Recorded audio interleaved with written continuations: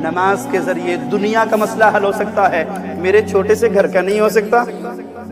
میرے گھر میں ٹینشن ہے، میری زندگی میں غم اور دکھ اور پریشانی ہے، اللہ کی قسم مصلی بچھائیے، اس خالق کو پکاریے، اس کے سامنے 2 رکعت نماز پڑھیے، آنسو پیش کیجئے، سجدے کے اندر رو رو کر اپنے رب کو پکاریے۔ دنیا کے ہر غم کا علاج اگر کسی کے پاس ہے تو صرف اللہ کے پاس۔ مجھے کل ہی ایک بھائی کا فون آیا امریکہ سے، وہ کینسر کے مرض میں مبتلا تھا، تحدیث نعمت کے طور پہ، اور اللہ خالق و مالک کی محبت اور رحمتوں کے طور پہ سنانے لگا ہوں۔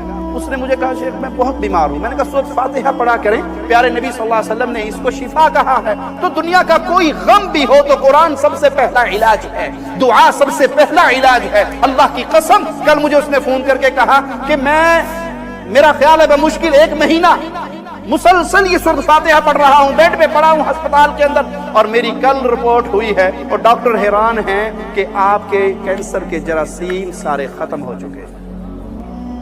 اس خالق کو پکاریے تو صحیح، اس سے محبت کریے تو صحیح، دعا کو اپنا سہارا بنائیے تو صحیح، کلام الہی کو پڑھیے تو صحیح، اس کے در پہ آ کے جھکیے تو صحیح، یہاں اپنے غموں کا علاج تلاش کرو۔ اور اللہ کی قسم اگر رب کے در پہ کوئی آگے غموں کا علاج تلاش نہیں کرتا تو دنیا کے کسی معاملے میں بھی اسے سکون نہیں مل سکتا۔ نماز دکھوں کا مداوا ہے، نماز ادا کرنے سے دل کو اطمینان ملتا ہے۔